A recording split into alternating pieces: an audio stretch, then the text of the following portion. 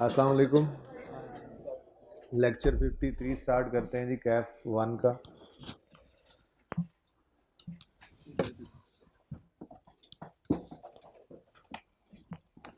अच्छा जी, partly occupied property के अंदर एक बात हमने लिखी थी कि अगर हर पार्ट कैपेबल हो ऑफ बीइंग सोल्ड सेपरेटली, पूरी बात इस तरह से है जैसे आपने किताब में भी पढ़ा होगा कि अगर हर पार्ट कैपेबल हो ऑफ बीइंग सोल्ड या रेंटेड आउट सेपरेटली, दोनों में से कोई भी एक बात हो तो हम उसको अकाउंट फॉर भी अलग अलग कर सकते हैं। ठीक है, ये पूरी बात कर लेते हैं। Each part is capable of being sold और रेंटेड आउट सेपरेटली।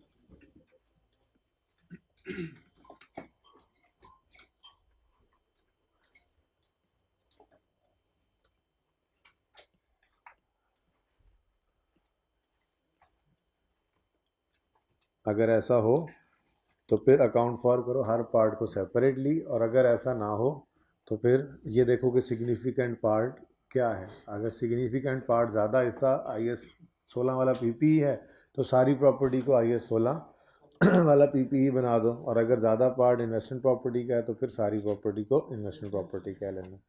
ये बात यहाँ पर लिखी हुई थी। एन एंटिटी में यूज़ पार्ट फॉर प्रोडक्शन और सप्लाई यानी IS 16 में, ठीक है, यूँ कह लें, और फॉर एडमिन पर्पज यानी ओनर ऑक्यूपाइड जिसको कहा था, या hold another part of the same to earn rentals, और फॉर कैपिटल एप्रिसिएशन तो ये क्या कहलाती है, पार्टली ऑक्यूपाइड बिल्डिंग, यानी कि कुछ को वो ओनर ऑक्यूपाइड कहता है। ये स्टैंडर्ड IS 16 वाली बिजनेस के यूज़ के अंदर अगर प्रॉपर्टी है तो कभी कभी ऐसा होता है कि बिजनेस के यूज़ और रेंटल के लिए, दोनों कामों के लिए इस्तेमाल हो सकती है।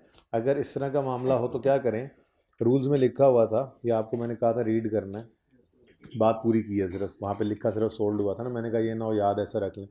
To parts are accounted for separately if they could be sold, और आगे लिखा हुआ और leased out separately. Under finance lease क्या होता है, छोड़े इस बात को, बस मतलब ये कि आप अगर हर पार्ट को अलग से किराए पे चढ़ा सकें या हर पार्ट को अलग से सेल कर सके तो इनको काउंट फॉर भी अलग अलग करना है। ठीक है जी।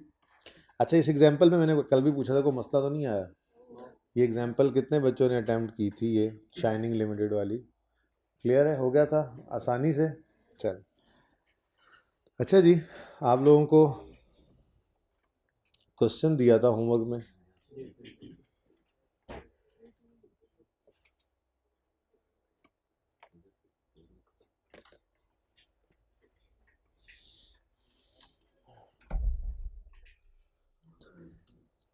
पेज नंबर बताएं।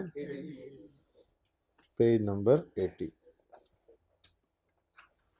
अच्छा, ऐसा कर लेते हैं, अब साथ सॉल्यूशन ओपन कर लेते हैं जिसमें सिर्फ फिगर्स को एंड से देखते जाएंगे और वर्किंग सारी हम जो है वो कर लेते हैं। ठीक है,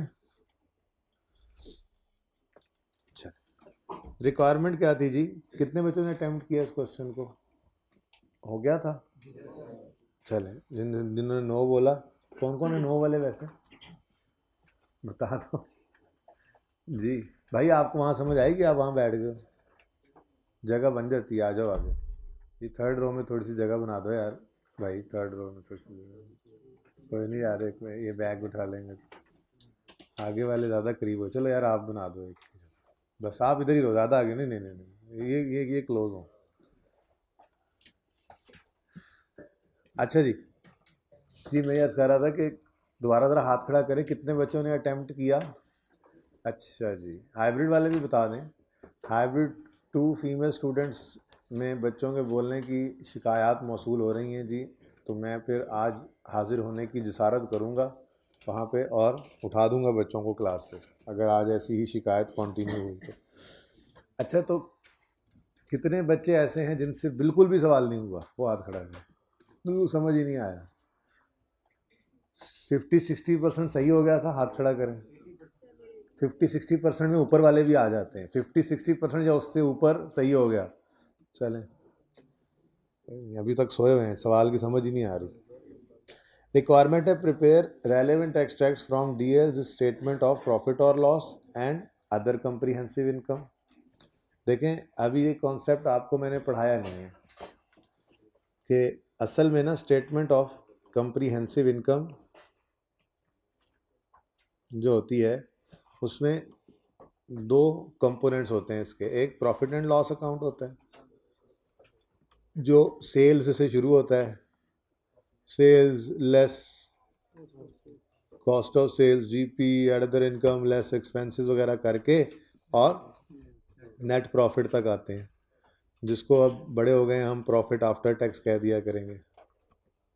ठीक है ना, net profit, profit after tax, PBT में से टैक्स माइनस करें तो। उसके बाद फिर अगला पोर्शन अदर कंप्रीहेंसिव इनकम का होता है। ठीक है जी, जिसके अंदर आपके सिलेबस में सिर्फ एक ही चीज़ है, रीवैल्यूएशन, सरप्लस यहाँ पर आया करेगा। तो ये आपको मैंने अभी पढ़ाना है। ठीक है, इसका कॉन्सेप्ट अभी आपको देना है, लेकिन ये दोनों चीज़ें ना अलग अलग हैं। ये जो काम सेल्स से शुरू होकर नेट प्रॉफिट तक ख़त्म होता है, प्रॉफिट आफ्टर टैक्स तक, इसको प्रॉफिट एंड लॉस अकाउंट कहा जाता है। और जो उसके बाद का एरिया है उसको अदर कंप्रीहेंसिव इनकम कहा जाता है। प्रॉफिट एंड लॉस अकाउंट के अंदर रियलाइज्ड प्रॉफिट्स होते हैं और ओसीआई के अंदर अनरियलाइज्ड प्रॉफिट्स पड़े होते हैं। ठीक है ना, तो ये एक कॉन्सेप्ट है जो पेंडिंग है। Statement of changes in equity का टॉपिक है। वैसे तो मैंने आज ये डिसाइड किया है कि हम करेक्शन ऑफ एरर स्टार्ट करेंगे। उसकी वजह ये है कि करेक्शन ऑफ एरर ने आगे इस्तेमाल भी बहुत होना है। IAS 1 में ना भी हो, यानी चेंज इन इक्विटी के अंदर ना भी हो, तीन दिन का स्टेटमेंट चेंज इन इक्विटी का टॉपिक है। उसके बाद वो statement of change in equity समेत हम IAS 8 में जाते हैं। IAS 8 में भी स्टेटमेंट चेंज इन इक्विटी बन रही होती है तकरीबन हर सवाल में, तो वो चलता ही रहता है साथ ही, यानी आगे 6-7 दिन IAS 8 चलेगा तो वो स्टेटमेंट चेंज इन इक्विटी भी साथ ही चल रहा होता है, तकरीबन हर सवाल में वो बना रहे होते हैं। खैर, तो ये दोनों टॉपिक्स जो है इसमें IAS 8 में जाकर करेक्शन ऑफ एरर यूज़ होने लग जाता है। प्लस इन्वेंट्री का टॉपिक मैंने इसमें आपको करेक्शन में रिवाइज़ करवाना है, बैड डाउटफुल डेट का टॉपिक रिवाइज़ करवाना है, ऐसे छोटे छोटे टॉपिक्स रिवाइज़ भी करने हैं हमने इंट्रो वाले। तो ये सारे टॉपिक्स भी आगे जो है वो यूज़ हो रहे होते हैं। तो इसलिए फिर मैंने ये डिसाइड किया आज के अल्लाह का नाम लेके करेक्शन ऑफ एरर शुरू कर देंगे। करेक्शन ऑफ एरर में तो हमने शायद को 5-6 सवाल ही करने हों, लेकिन इसके साथ साथ हम कुछ चीज़ें और रिवाइज़ करते हैं, जिसकी वजह से ये टॉपिक जो है वो 7-8 दिन तक, 10 दिन भी हो सकते हैं, बल्कि 7-8 दिन तक चला ही जाता है। ठीक है, उसके बाद फिर हम इंशाल्लाह IAS 1 और 8 को 7-8 दिन के अंदर ये दोनों हो जाते हैं, वो कर लेंगे। लेकिन पहले भी करवाया जा सकता है, लेकिन फिर हर जगह करेक्शन ऑफ एरर जब आएगी IAS 8 में तो वहाँ रुक कर वहाँ पे जोर लगाना अलग से पड़ेगा। उससे बेहतर है कि पिछला टॉपिक ही करेक्शन वाला करके जाएं, ताकि जहाँ पे उसकी यूजेज हो आगे हमें हेल्प मिलती रहे। ठीक है, तो खैर इसलिए ये वाला कॉन्सेप्ट थोड़ा और ज़रा डिले हो गया। करेक्शन ऑफ एरर के बाद फिर स्टेटमेंट चेंज इक्विटी का टॉपिक शुरू होगा, तो मैं आपको ये समझाऊंगा, ये कॉन्सेप्ट दूंगा अच्छे तरीके से, फिर इसको रीवैल्यूएशन वाले सवालों पे अप्लाई भी करेंगे जो हमने किए थे। ठीक है ना, ये सारी बात करने का मकसद ये था कि उसने रिक्वायरमेंट में हमसे क्या कहा है, रेलेवेंट एक्सट्रैक्ट्स बनाओ स्टेटमेंट ऑफ प्रॉफिट और लॉस के भी और अदर कंप्रीहेंसिव इनकम के भी, यानी इन दोनों को मिलाकर अगर बात करें तो ये दोनों को मिलाकर स्टेटमेंट ऑफ कंप्रीहेंसिव इनकम बना करती है, जिसमें प्रॉफिट और लॉस भी होता है और अदर कंप्रीहेंसिव इनकम भी होती है। ठीक है, और इन दोनों का जो टोटल होता है, पैट का और अदर कंप्रीहेंसिव इनकम का, ये दोनों टोटल मिलकर बनते हैं टोटल कंप्रीहेंसिव इनकम। तो ये सारी बातें उधार हैं फिलहाल, थोड़ा सा और इंतज़ार कर लें, जब इतना कर ही लिया है तो 7-8 लेक्चर और इंतज़ार से। ठीक है बस इतनी सी बात याद रखनी है आपने कि प्रॉफिट एंड लॉस अकाउंट में रियलाइज्ड प्रॉफिट्स होते हैं और अदर कंप्रीहेंसिव में अनरियलाइज्ड। और हमने ये तो पहले दिन ही पढ़ लिया था कि ये जो रीवैल्यूएशन सरप्लस आता है ये दरअसल अनरियलाइज्ड गेन होता है, इसलिए इसे प्रॉफिट एंड लॉस में मत लेके जाएं। तो प्रॉफिट एंड लॉस में लेकर भी नहीं जाएंगे। तो अगर मैं प्रेजेंट करते हुए यहाँ पर सोल्यूशन करते हुए उसको अदर कंप्रीहेंसिव इनकम में लिख दूँ तो फिलहाल इसको ऐसे ही मान लीजिएगा। ठीक है, वैसे थोड़ी बहुत समझ तो आ ही गई होगी। अच्छा, थोड़ा सा टच हो गया ये, और उसके बाद फिर जब कॉन्सेप्ट आएगा असल में तो उसमें फिर थोड़ा सा ज़हन बना होगा पहले से। चलो, और बैलेंस शीट भी बनानी है जी, स्टेटमेंट ऑफ फाइनेंशियल पोजीशन बनानी है जी। ठीक है, चल तो वर्किंग में करता जाता हूँ, उसके बाद जो फिगर्स होंगी यहाँ से डिसाइड कर लेंगे और फिर वहाँ पे जाके मैं आपको उसको जो है वो दिखा दूंगा, या फिर हो सकता है बना भी लें साथ साथ। नंबर 1 इसको अब ज़रा साइड पे कर दें।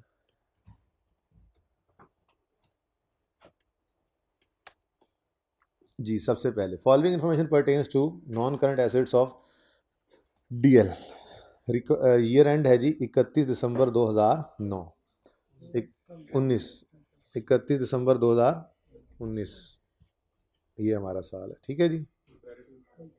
चलो तो 7-18 भी बन जाएगा यार, और क्या, ठीक है। शो कंपैरेटिव फिगर्स भी 18 और 19। DL purchase specialised vehicle for 370 million on यकम जुलाई 2017। अच्छा, अगर ऐसा सवाल है ना, डिफरेंट चीज़ें आ रही हैं, तो जो अदर इन्फॉर्मेशन होती है उसको लाजमी पहले पढ़ लिया करें। उसमें आपको बताया जाता है कि अगर प्लांट है तो कौन सा मॉडल है, अगर गवर्नमेंट ग्रांट है तो क्या तरतीब रखते हैं, अगर इन्वेस्टमेंट प्रॉपर्टी है तो फेयर वैल्यू मॉडल, ये सारी बातें लिखी होती हैं उसके अंदर, हर सवाल में लिखी होती हैं, ठीक है। तो DL uses cost model for subsequent measurement of PPE except for specialised vehicle for which revaluation model is used. अच्छा, तो ये स्पेशलाइज्ड व्हीकल वाला पॉइंट 1 जो है, इस पे रीवैल्यूएशन मॉडल लगना है, ये पता लगा। फिर DL transfers maximum possible amount from surplus to retained earnings on an annual basis, ये इंक्रीमेंटल डेप्रीसिएशन वाली एंट्री होती है। Government grants are recorded as deferred income, यानी एसेट में से नेट नहीं करते बल्कि अलग से डेफर्ड इनकम, डेफर्ड लाइबिलिटी बनाते हैं। And a part of it is transfer to income each year, यानी एसेट में से नेट नहीं करते, कहीं ग्रांट अगर रिसीव करते हैं तो उसको अलग रखते हैं, ठीक है। एसेट अलग रहता है, ग्रांट अलग रहती है। Investment property is carried at fair value, ठीक है। और जहाँ कहीं इन्वेस्टमेंट प्रॉपर्टी आएगी तो उसको किस मॉडल पे रखना है, फेयर वैल्यू, ठीक हो गया जी। ये कुछ चंद चीदा बातें हमने रखी सामने और आ गए यहाँ पे। DL purchase specialise vehicles for 370 on यकम July 17। Vehicle have an estimated 10 साल एंड रेजिडुअल वैल्यू ऑफ, तो यूजफुल लाइफ कितनी है जी, 10 साल, और रेजिडुअल वैल्यू है 30। The revalued amount of vehicle as at 31 December 18 and 19 were determined at 302 and 290 respectively. 18 और 19 year end पर रिवैल्यूएशन हुई है। There was no change in useful life and residual value. इसका क्या मतलब है, जो टोटल यूजफुल लाइफ ओरिजिनल 10 ही रहेगी, रिमेनिंग निकालेंगे। देखो पहले दिन की हुई बात याद है, शुरू वाली, और अभी तक हर सवाल में ये इस्तेमाल हुई है तकरीबन, ठीक है। चलें जी, वर्किंग कर लेते हैं। फिर सबसे पहले स्पेशलाइज व्हीकल के लिए वर्किंग 1 करते हैं।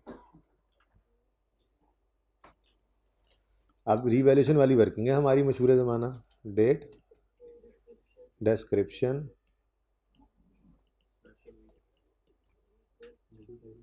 स्पेशल व्हीकल कह के टैक्स याद आ रहा है आपको, स्पेशल पर्पस व्हीकल, अच्छा। डिस्क्रिप्शन, उसके बाद स्पेशलाइज्ड व्हीकल, व्हीकल लिख दूँ सिर्फ व्हीकल, व्हीकल रिवैल्यूएशन सरप्लस और प्रॉफिट एंड लॉस। जी, यकम जुलाई 2017।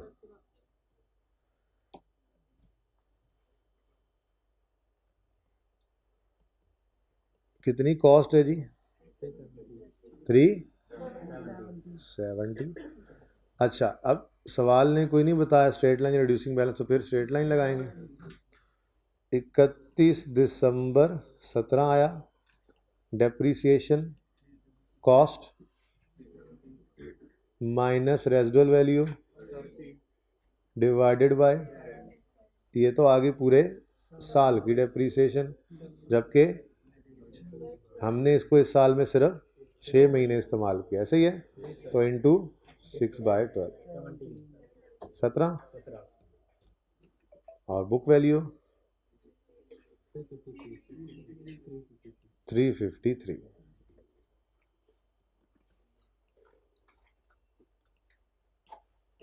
ओके, उसके बाद किस दिन रीवैल्यू हो रहा है जी, 31 दिसंबर 18 पर। पहले 31 दिसंबर 18 पे ले तो हैं, 31 दिसंबर 18 पर डेप्रीसिएशन, और इधर देखें जी स्ट्रेट लाइन मेथड है, तो cost minus residual value over useful life, लेकिन अब फ्रैक्शन नहीं लगेगा, और 34 की डेप्रीसिएशन, 319 बुक वैल्यू आ गई। हर सवाल में आसान मार्क्स मौजूद होते हैं, कोई चीज़ मुश्किल हो भी तो ज़रूरी नहीं है कि सारा सवाल ही वही होगा और सारे नंबर ही उसी के होंगे, ऐसा कुछ नहीं होता। थोड़ी सी जगह बना लें ज़रा वर्किंग की, ठीक है जी। उसके बाद ये बुक वैल्यू है जनाब 31 दिसंबर 2018 की, जिस दिन हमने इसको अब रीवैल्यू करना है। तो एक लाइन खाली छोड़कर रीवैल्यूड अमाउंट लिख लें।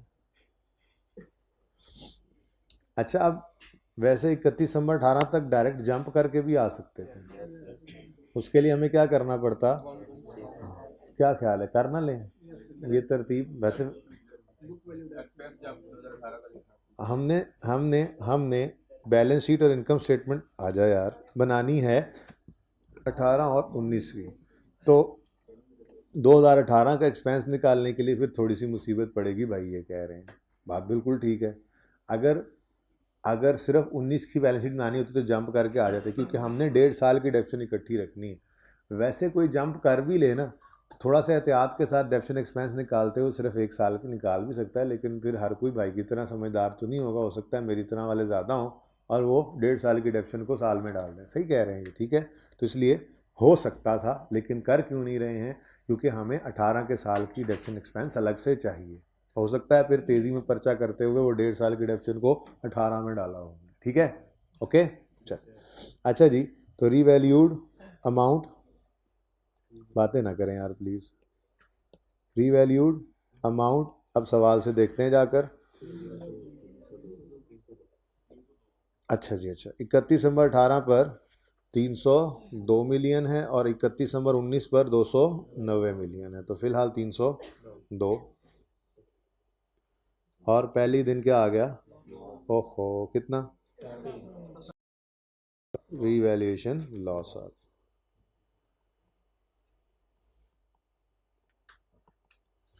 अब पहले कोई सरप्लस नहीं पड़ा तो सारे का सारा लॉस प्रॉफिट एंड लॉस में ले जाएंगे।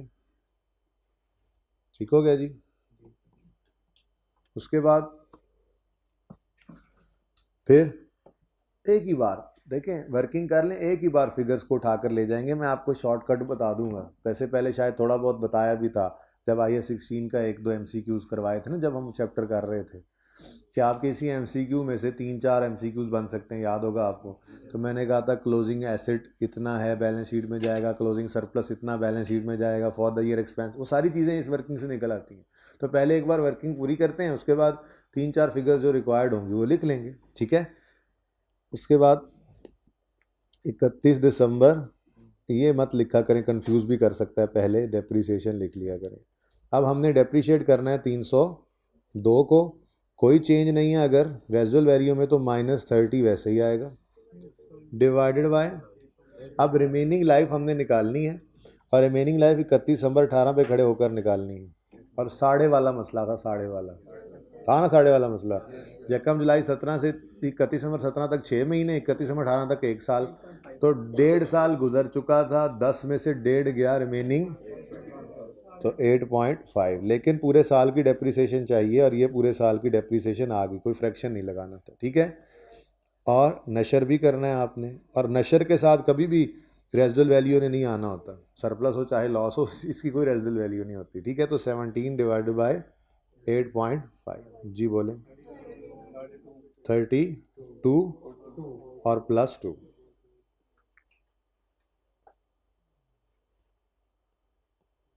और +2 जी, 270 और 15 नेगेटिव। आप जी लिख लें यहाँ पर डेट्स, ये है 31 दिसंबर 19 की डेप्रीसिएशन और 31 दिसंबर 19 की ये बुक वैल्यू। और उसके बाद एक लाइन खाली छोड़ें और रीवैल्यूड अमाउंट लिख लें। कितनी है जी? 290। ये ऐसे ही टाइम ज़ाया कर रहा हूँ मेरे ख्याल में मैं, है ना? सही कह रहे हैं। ये काम भी अभी आपको ना आता हो तो फिर तो बड़ी शर्म की बात है।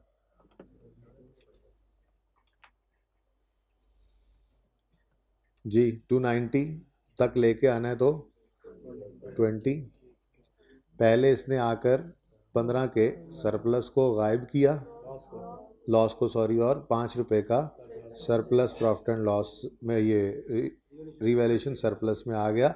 ये होके रूट आएगा अदर कम्प्रीहेंसिव इनकम से, लेकिन वो फ़िलहाल आपको बस बताया हुआ है। इंशाल्लाह वक्त आने पर, अब करीब ही है वो वक्त, आपको ये भी समझ आ जाएगा कि रूट कैसे होगा। ये स्टेटमेंट चेंज इक्विटी बनाना सीखेंगे तभी इस रूट को भी समझ सकेंगे ना, इसलिए वो फ़िलहाल पेंडिंग चला आ रहा है। चलो जी, रिवैल्यूएशन सरप्लस आ गया, और उसके बाद आगे जाने की ज़रूरत है? क्यों? बस 19 का साल था, कहानी ख़त्म, आगे जाने की कोई ज़रूरत नहीं है हमें। अच्छा बच्चों, अब हमने बनानी थी इनकम स्टेटमेंट और बैलेंस शीट, ठीक है। सबसे पहली चीज़ बैलेंस शीट की बात करते हैं। चलो पहले इनकम स्टेटमेंट की बात करते हैं। इनकम स्टेटमेंट के अंदर 2018 के साल में डेप्रीसिएशन आएगी 34, 17 वाली डेप्शन को छोड़ो, ये 34 का डेप्रीसिएशन एक्सपेंस आएगा स्पेशलाइज्ड व्हीकल का, और उसके बाद 17 रुपये का रीवैल्यूएशन लॉस भी बाद में देख लेते हैं, पहले एसेट। अच्छा, डेप्शन 34 आ गई, बोलो।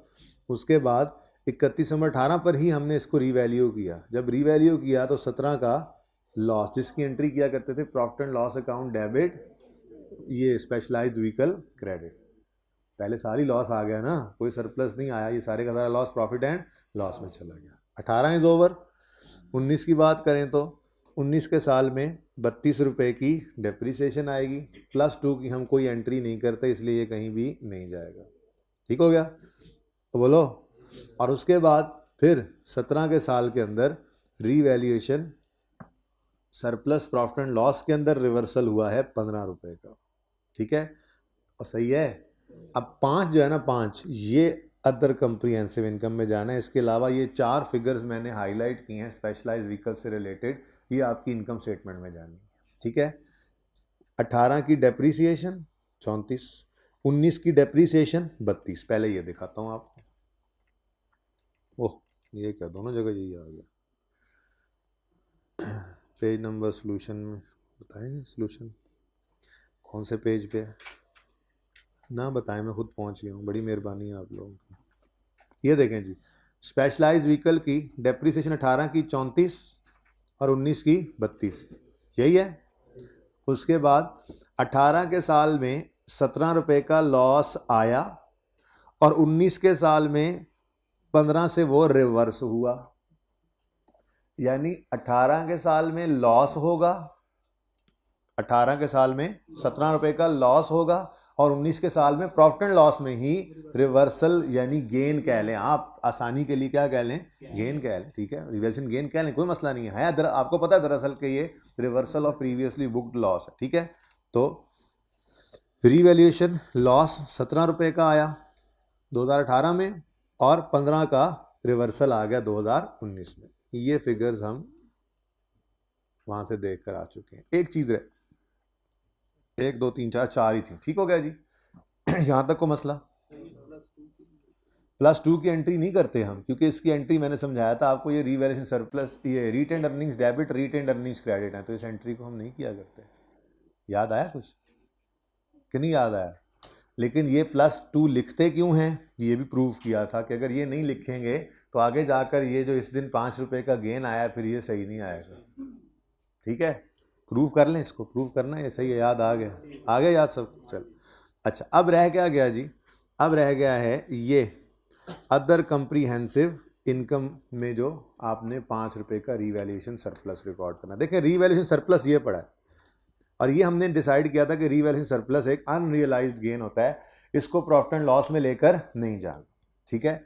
अब इसकी एंट्री इंशाल्लाह स्टेटमेंट इक्विटी के टॉपिक में सिखाऊंगा कि दरअसल जो एंट्री हम आज तक पढ़ते सीखते आए ना, कि ये एंट्री जो है, ये एंट्री हमने क्या सीखी हुई है, ये एंट्री हमने सीखी हुई है व्हीकल डेबिट 20 से, बोलो, फिर रीवैल्यूएशन सरप्लस क्रेडिट 5 से, और प्रॉफिट एंड लॉस क्रेडिट 15 से। ये दरअसल जो रीवैल्यूएशन सरप्लस है ना, इसके साथ हम इंशाल्लाह लिखना शुरू करेंगे इन OCI। बस ये प्रूव करना है आपको इंशाल्लाह, जब मैं अदर कम्प्रीहेंसिव इनकम सही तरह से सिखा लूँगा। जिस साल में रीवैल्यूएशन सरप्लस या लॉस आता है हम लिखा करते थे, जैसे पहली बार सरप्लस आता था तो हम एंट्री करते थे plant debit revaluation surplus credit. पूरी बात यह है वो revaluation surplus in OCI credit. तो जिस साल में सरप्लस या रीवैल्यूएशन सरप्लस का अकाउंट हिट होगा, अरोज होगा चाहे एडजस्ट होगा, उस साल में रीवैल्यूएशन सरप्लस के साथ आपने इन ओसीआई लिखा करना है। वक्त आने पे इंशाल्लाह पढ़ाऊंगा। ये अभी इररेलेवेंट बात इसलिए कह रहा हूँ क्योंकि अभी मैंने आपको ओसीआई का कॉन्सेप्ट दिया ही नहीं हुआ, लेकिन हम तकरीबन एक पूरा लेक्चर इसके ऊपर लगाते हैं।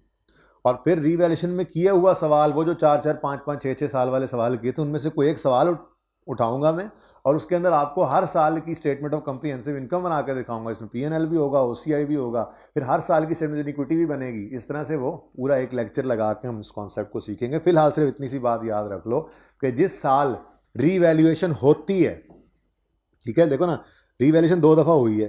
पहली रीवैल्यूएशन हुई है तो उस पर तो लॉस ही आ गया, रीवैल्यूएशन सरप्लस आया ही नहीं, इसलिए वहां पे तो कोई देख लो रीवैल्यूएशन सरप्लस का कॉलम ही खाली है, तो इन ओसीआई वाला चक्कर ही नहीं आया। दूसरी रीवैल्यूएशन हुई 31 दिसंबर 19 पर, और इसमें आपको नजर आ रहा है 5 रुपए का रीवैल्यूएशन सरप्लस अरोज हुआ या नहीं हुआ। इसके साथ हम क्या लिखा करेंगे, इन ओसीआई। ठीक है, ये क्यों लिखते हैं इंशाल्लाह समझ आ जाएगा वक्त आने पर। फिलहाल तो मैं सिर्फ ये 5 आपको दिखाने जा रहा हूं। ये 5 की फिगर जो है ये आपको इधर देखो, एक्सपेंसेस, इनकम्स, और फिर यहाँ से उसके बाद अदर कॉम्प्रिहेंसिव इनकम की अलग हेडिंग बनी हुई है। आपने इस तरह से नहीं, तो आपने तो इस तरह से सोचना है, ये जैसे मैंने करवाया ऐसे, ठीक है ना। इन्होंने depreciation expense profit and loss के अंदर हमने प्रेजेंट करना होता है। कोई गेन या लॉस आया प्रॉफिट एंड लॉस वाला, वो इधर प्रेजेंट हो गया, और जो रीवैल्यूएशन सरप्लस है वो अदर कॉम्प्रिहेंसिव इनकम में नजर आएगा। ठीक है, तो 5 रुपए आपको 19 के साल में नजर आ रहा है रीवैल्यूएशन सरप्लस इन ओसीआई। ठीक है, स्पेशलाइज्ड व्हीकल का कुछ समझ आया। ये वाहिद चीज़ है जो आपको समझ नहीं आई होगी सोल्यूशन जब आपने देखा होगा। तो उसके अलावा वर्किंग भी सेम है, वर्किंग भी हमने ऐसे ही किया, सिर्फ एक छोटी सी चीज़ है, प्रेजेंटेशन जो है वो हमने जो है ज़रा डिफरेंट करनी थी। तो जाहिर सी बात है, एक चीज़ अभी पढ़ी नहीं हुई तो वो कैसे कह सकते हैं आपकी। ठीक है, तो इसका मतलब ये ग्रीन वाले सारे चले गए प्रॉफिट एंड लॉस अकाउंट में, और येलो वाला अदर कॉम्प्रिहेंसिव इनकम। अब इनकम स्टेटमेंट तो हो गई पूरी। इनकम स्टेटमेंट में स्पेशलाइज्ड व्हीकल के हिसाब से और कोई चीज़ नहीं। बाकी देख लो, प्लांट की डेप्शन आ रही है, वेयर हाउस की फेयर वैल्यू आ रही है, गवर्नमेंट ग्रांट आ रही है, वेयर हाउस आ रहा है, यानी कि और कुछ भी नहीं बचा सिवाय व्हीकल के अंदर जो कुछ भी जाना था वो प्रॉफिट एंड लॉस में और अदर कॉम्प्रिहेंसिव इनकम में चला गया। कोई क्वेश्चन है तो पूछे यहाँ तक। प्रॉफिट एंड लॉस और अदर कॉम्प्रिहेंसिव इनकम की हद तक vehicle is over from my side. कोई क्वेश्चन है तो पूछे, नहीं है, चलें आगे। अब अगली बारी आती है बैलेंस शीट, और बैलेंस शीट में क्या जाया करता है जी, क्लोजिंग बैलेंसेस। बैलेंस शीट में क्या जाता है जी, क्लोजिंग। इस वर्किंग की खूबसूरती ये है कि इस वर्किंग में 31 दिसंबर 2014 पर आपको जो 302 नज़र आ रहा है, ये उठाकर आप बैलेंस शीट में लिख दें, यही आपकी क्लोजिंग बुक वैल्यू है। आप 17 रुपये का लॉस तो कहीं प्रेजेंट करते नहीं हैं, ठीक है, और फिर 31 दिसंबर 19 पर आप 290 को प्रेजेंट कर दें बैलेंस शीट में, यही आपकी क्लोजिंग बुक वैल्यू है। बैलेंस शीट में पीपीई की बुक वैल्यू ही नज़र आती है ना, और बुक वैल्यू यही है 302 और 290। ठीक है, तो सिर्फ प्लांट को देखते हैं जाकर, किधर गया ये, एसेट्स में पीपीई स्पेशलाइज्ड व्हीकल 302, कोई वर्किंग नहीं, कोई प्लस माइनस नहीं, कोई डेबिट क्रेडिट चेक नहीं किया, चुप करके उठाया 31 दिसंबर 2008 वाली फिगर 302 को इधर आके लिख दी क्लोजिंग। 31 दिसंबर 2019 जो प्लस माइनस हो रहा है, जो रिवर्सल हो रहा है, जो ट्रांसफर हो रहा है, जो लॉस गेन आ रहा है, सब कुछ करने के बाद क्लोजिंग तो यही आता है ना, उठा के बैलेंस शीट में लिख दो। कोई लिखने की जरूरत है ही नहीं हमें कि एसेट, ऐसे हम 18 के अंदर ऐसे थोड़ी करने लग जाएंगे। हम पहले ट्रांसफर की एंट्री करें जी, ट्रांसफर में 34 और 17 1.5 साल की डेप्शन आएगी। ठीक है, एक्यूमुलेशन डेबिट, फिर एसेट क्रेडिट, उसके बाद लॉस आया है तो profit and loss debit, asset credit, और फिर क्लोजिंग पे पहुंचे। नहीं भाई नहीं, ये सब कुछ करने के बाद जो क्लोजिंग आना है वही उठा के बैलेंस शीट में लिख। ठीक हो गया और सही है। उसके बाद सरप्लस का क्लोजिंग बैलेंस शीट के अंदर नजर आना है, सरप्लस का क्लोजिंग, और वो कितना है जी। अब ये वही मूवमेंट इन रिवैल्यूएशन सरप्लस है। ओपनिंग 0 पड़ा था, अरोज ड्यूरिंग द ईयर 5 हुआ एंड पे आकर, और अभी कुछ भी ट्रांसफर नहीं हुआ, तो बैलेंस शीट में फिर कितना नजर आना है, ₹5, ये ₹5 आपको इक्विटी में नज़र आएगा। याद है आपको कहा था इक्विटी के अंदर आता है ये, ठीक है, ₹5 ये लें जी प्यारे बच्चों। इसके अलावा आप बेशक देख लें, वेयर हाउस आ रहा है, डेफर्ड ग्रांट आ रही है, प्लांट आ रहा है, इन्वेस्टमेंट प्रॉपर्टी आ रही है, व्हीकल से रिलेटेड बैलेंस शीट में ये 3 चीज़ें ही थी बस। और इसके लिए मैंने कोई एक्स्ट्रा एफर्ट नहीं की, सिर्फ उस वर्किंग में से क्लोजिंग्स उठाए और यहाँ पर लिख दिए। देख लें जी, ये 5 चीज़ें इनकम स्टेटमेंट की, मतलब स्टेटमेंट कॉम्प्रिहेंसिव इनकम की, ठीक है, और 3 आइटम्स आपको नज़र आ रही हैं बैलेंस शीट। यहाँ तक कोई मसला है तो पूछ।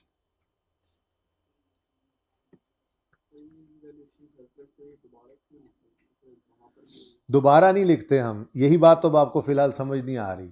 ओसीआई के अंदर रूट करवाना फिलहाल छोड़ दें, उसके अलावा तो फिर ये वही लेजर है जो जिस दिन रीवैल्यूएशन सरप्लस आया था उस दिन हमने इसको स्टैंड किया था। ये एंट्री जो अभी हमने एंट्री देखी है, ये एंट्री क्या है, व्हीकल डेबिट रिवन सरप्लस 5 से क्रेडिट इन ओसीआई को छोड़ो, ठीक है। यहाँ पे क्या लिखोगे, व्हीकल। अब कुछ ट्रांसफ़र नहीं हुआ तो ये क्लोजिंग ₹5 बैलेंस शीट में जाएगा, इक्विटी में नहीं जाएगा, ये वही है, ठीक है। असल में ना अगर ये पूरी बात क्लियर ना हो तो फिर मैं इस पर बहस ही करता रहूँगा। वैसे by the way profit and loss account में नेट प्रॉफिट नज़र आता है, बोलो ऐसे सही तो ऐसे सही, थोड़ी सी बात तो की जा सकती है। वैसे मेरा दिल बिल्कुल भी नहीं था। आजा यार आजा, तेरी मेहरबानी। हमने जिस दिन रीवैल्यूएशन स्टार्ट की थी, मैं वहाँ जाना चाह रहा हूँ बेसिकली, जिस दिन मैंने रिटेन्ड अर्निंग्स का अकाउंट बनवाया था आपके साथ पहली बार, याद है कुछ? वहाँ पे भी एक बात जाके करता हूँ, शायद आपको हजम हो जाए, शायद कि तेरे दिल में उतर जाए मेरी बात। लेकिन उसके लिए ज़रूरी क्या है, उसके लिए ज़रूरी है कि मुझे वो मिल जाए एटलीस्ट। वो मिलने का नाम ही नहीं ले रहे। ज़रा पॉज करें जी, मैं आराम से ढूंढ लूँ। अच्छा जी, ये देखें, हमने ये बात की थी, इधर देखें कि जो प्रॉफिट्स आते हैं वो रिटेन्ड अर्निंग्स में चले जाते हैं और फिर retained earnings closing balance sheet में आपको नज़र आता है। अब बेटा ये प्रॉफिट भी तो 2 दफ़ा इस हिसाब से नज़र आ रहा है। एक बार ये 120 का प्रॉफिट एंड लॉस अकाउंट में नज़र आएगा, फिर वहाँ से बैलेंस शीट के अंदर भी नज़र आ रहा है रिटेन्ड अर्निंग्स में, तो ये भी 2 दफ़ा नहीं आ रहा।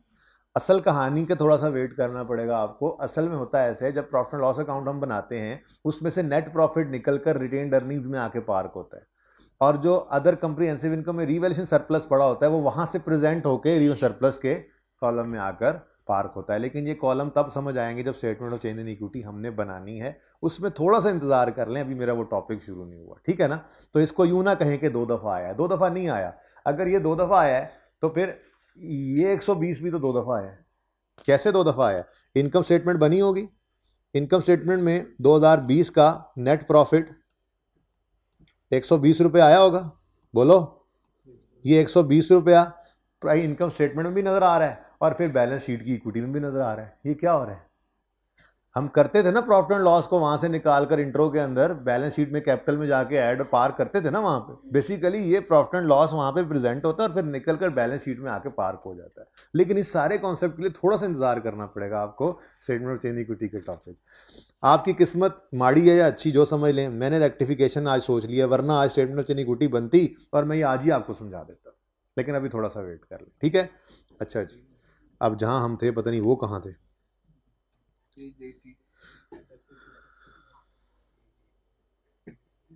लें जी,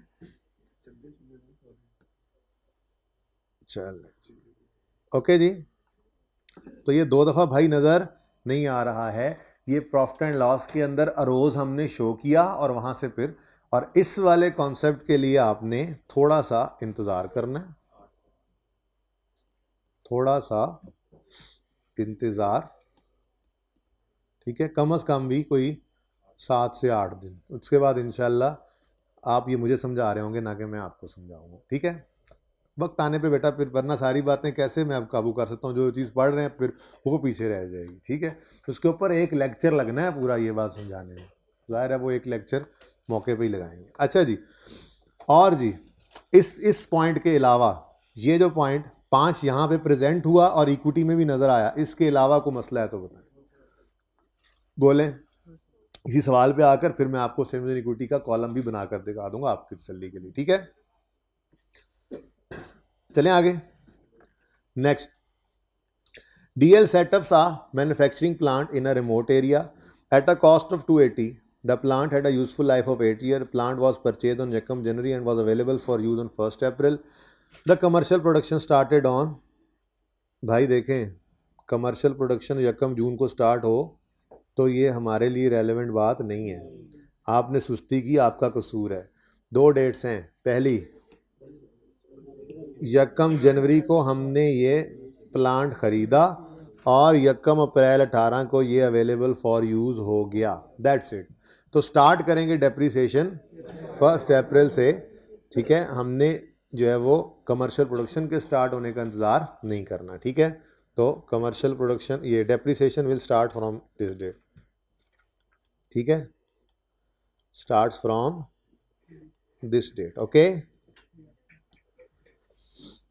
यकम जून इररेलेवेंट, डन हो गए एक बात। उसके बाद यकम अप्रैल को प्लांट इस्तेमाल होना शुरू हो गया और यकम जुलाई को एक गवर्नमेंट ग्रांट रिसीव हो गई 120 की टूवर्ड्स कॉस्ट ऑफ प्लांट। इसको एसिडी कॉस्ट में से नेट करेंगे ना?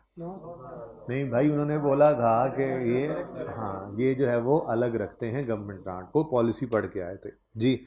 The sanction letter states that if DL ceases to use the plant in remote area before 31 December 21, DL would be required to repay grant in full. ये उन्होंने condition बता दी, ठीक है। 2018 में ये ग्रांट दे रहे हैं और कह रहे हैं 18, 19, 20, 21 ये अरसा आपने रहना है, नहीं तो हम पैसे वापस ले लेंगे। अब क्या हम इस पीरियड को देखेंगे या हम जिस एसेट से रिलेट कर रही है ग्रांट उसके पीरियड को देखेंगे? हम तो कंडीशन को नहीं देखते। अगर प्लांट से रिलेटेड ग्रांट है तो प्लांट की लाइफ देखेंगे, जितना प्लांट डेप्रिशिएट हुआ उतना ही ग्रांट। हालांकि आप देखो, आपको ग्रांट आती नज़र आ रही है यकम जुलाई को, लेकिन आपका प्लांट डेप्रिशिएट होना शुरू हो रहा है यकम अप्रैल को। तो फिर मैं आपको ये कह रहा हूँ कि आप यकम अप्रैल से ही ऑनवर्ड्स लेकर सेम बेसिस पर ग्रांट को भी इनकम में डालेंगे। 6 माह इसलिए नहीं बेटा, क्योंकि जब आपका प्लांट ख़त्म हो तो ये ग्रांट भी ख़त्म हो जाए। कोई बात नहीं, बाद में है तो क्या हुआ, थोड़ा सा ज़्यादा इनकम में चला जाएगा और क्या, ठीक है ना, सही है। नहीं, फ़र्क कोई नहीं पड़ेगा, फ़र्क नहीं पड़ेगा। हम ये कह रहे हैं कि मैच कर लें हम, जितनी इनकम, जितना एसेट डेप्रिशिएट हुआ है उतनी ही इनकम ग्रांट में चली जाए, ठीक है। चलें, सबसे पहले प्लांट डेबिट नज़र आ रहा होगा, बल्कि एंट्रीज की हुई थी मुझे याद पड़ता है, बल्कि यार इधर ही कर लो, पता नहीं अब वहाँ से वहाँ पे बस सिर्फ बैलेंस शीट जाकर देख लेंगे। 1 बाय 1 शुरू करते हैं, इसको मैं यहाँ पे कर लेता हूँ। पहली एंट्री यकम अप्रैल कर लेना, यकम अप्रैल 2018, यकम अप्रैल कर लेते हैं, ज़रा आसानी हो जाएगी, ठीक है जी। क्या नाम है एसेट का? Plant, manufacturing plant, plant debit, cash credit 280 से, साथ ही ग्रांट रिसीव हो रही है माना यकम जुलाई को, खैर है चलो एंट्री कर लो, cash debit, deferred grant credit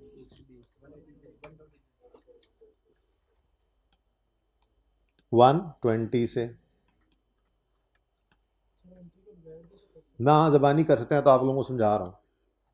उसके बाद 31 दिसंबर 2018 आएगा तो depreciation expense debit, accumulated depreciation credit, कोई रेजुअल वैल्यू वगैरह तो नहीं गिवन, तो 280 और लाइफ गिवन है सवाल में, कितनी लाइफ है?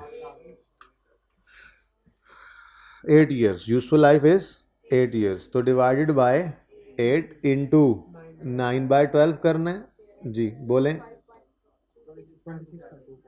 26.25, 26.25, 26.25।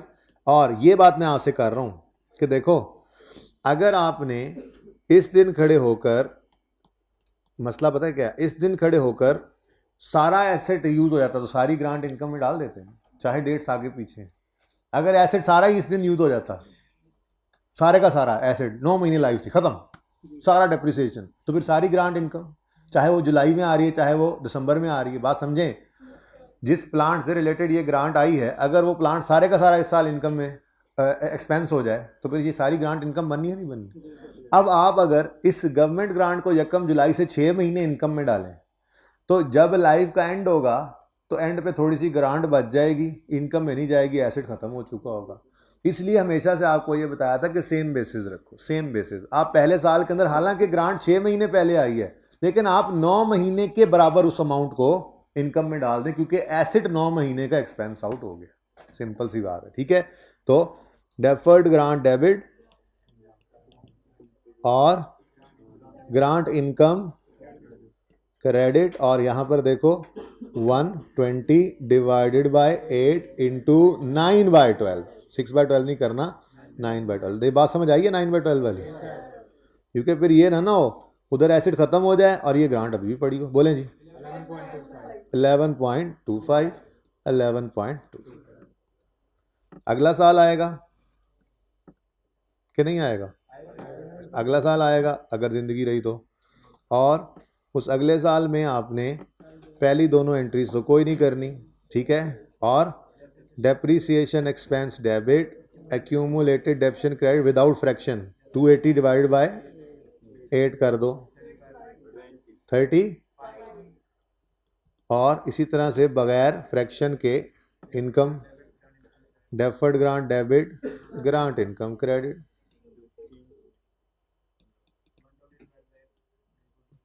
पंद्रह, ठीक है जी, और सही है। अब सबसे पहले एक्सपेंस की बात करें और इनकम की, तो प्रॉफिट एंड लॉस में 26 और 35 का एक्सपेंस नजर आएगा 18 और 19 में, और 11.25 और 15 की इनकम नजर आएगी, ठीक है जी। ये चार चीजें आपको नजर आ जाएंगी। अब ये देखिए प्लांट 26.25 और 35, ऐसे ही है 26.25 और 35, और इनकम में 11.25 और 15, 11.25 और 15, ठीक हो गया जी। ये फिगर्स भी डन, ठीक हो गया। उसके बाद बारी आती है बैलेंस शीट की। बैलेंस शीट में प्लांट 280 माइनस 26.25 करो करो करो करो 253.75 पर 18 के अंदर नजर आएगा। 250, क्या बोला आपने अभी? ये 253.75 डन हो गया। और अगले साल में 253.75 में से 35 माइनस कर दो। ये डायरेक्ट कर सकते थे आप जी, 218.75। लो भाई, ये दो फिगर्स भी हो गई। डेफर्ड ग्रांट की बात करें तो डेफर्ड ग्रांट 120 की है, माइनस कर दो इसमें से 11.25, बताओ 108.75 18 के एंड पे, और 108.75 में से आप 15 मजीद माइनस कर दो 93.75, ये भी हो गया। कुछ रह गया? बोलो। अगेन लायबिलिटीज को उन्होंने नॉन करंट में प्रेजेंट किया हुआ है। अगेन मेरा मवाद इकट्ठा, तो 3-4 सवाल हो गए आई कैप को ईमेल करने वाले, होपफुली आजकल मैं कर दूंगा। बहरहाल आपको बताता इसलिए रहता हूँ ताकि आपको ये बात भूले ना कि कौन कौन सी बात मैंने कहा है हमने पूछनी है। एक तो उन्होंने हमें जवाब दे दिया था और फिर उन्होंने उधर भी डाल दिया था उसमें एग्जामिनेशन, क्या कहते हैं उसको, गाइडलाइन में, कि डिस्काउंट को हमने, कैश डिस्काउंट को हमने नेट करना है। अब एक तो उनसे पूछना है कि अगर बाद में हो इस तरह का मामला डेप्शन पे क्या असर हो। दूसरी बात हमने उनसे पूछनी है कि गवर्नमेंट ग्रांट करंट और नॉन करंट की बाइफर्केशन करें या ना करें। एक और बात भी थी, मैंने टीए को लिखवाई हुई है, और बात भी थी एक और बात भी थी, नहीं यार, जाओ यार, शुक्र है मुझे भी नहीं यार, मैंने भी टीए को लिखवाई हुई है इसलिए कॉन्फिडेंट हूँ, ठीक है। अच्छा, आज ही एक चीज़ उसको ऐड करवाई मैंने कहा उस ईमेल में ये भी ऐड कर दो। फिलहाल सिर्फ एडिशंस चल रही हैं, लें जी। जी बेटा, आपकी नीयत पे होगा। जैसे आप हंस के ये कह रहे हैं, हो सकता है मार्च में ही हो, ठीक है। जैसा गुमान रखेंगे वैसे ही अल्लाह की तरफ से फैसला होगा। क्या ख्याल है हैं? तो आप देख लें, गुमान अभी भी सही कर लें, इससे पहले कि मार्च में ही हो, ठीक है। हाँ देखो, अभी फिर इंशाल्लाह हफ्ते 10 दिन के अंदर अंदर होगा ये। अब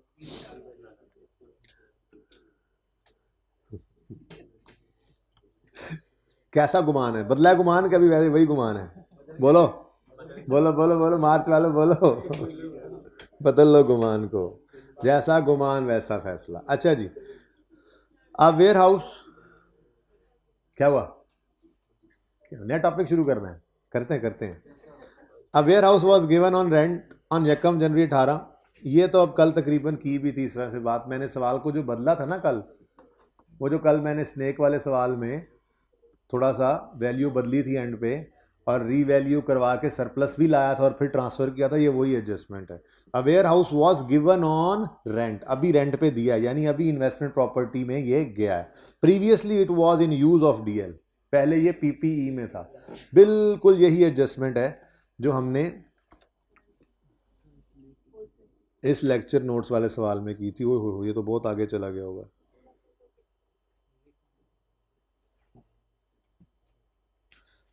वो कहता यार बस इन्ना की हुंदा है, तुसी भी ना सारे जहान का डाटा इत्थे ही रख लिया। एक कैपेसिटी होती है, बेचारा कह रहा है कि बस भी होंगी भैन। लो जी, लो जी, लेंच। ये जो क्वेश्चन में मैंने आपको ये सवाल बदली करवाया था, ये देखें,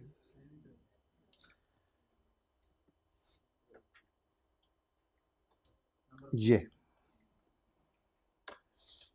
leased out old head office building.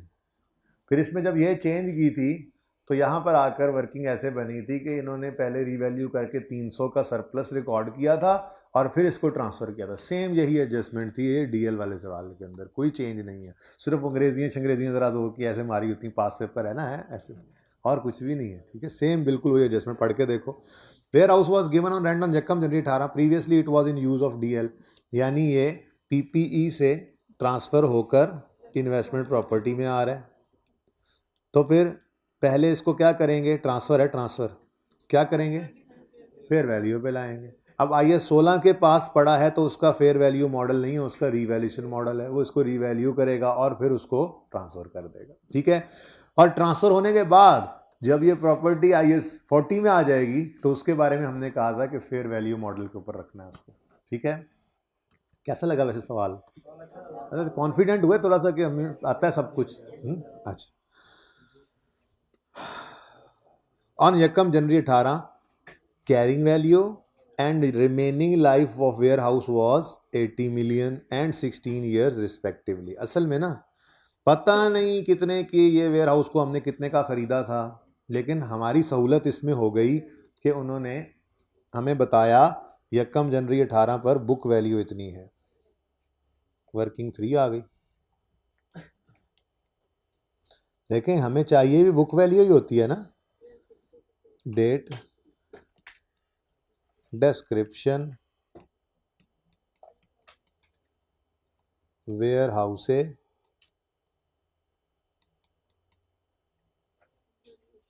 Revaluation, surplus, हो सकता है प्रॉफिट एंड लॉस ना हो सकता है हो।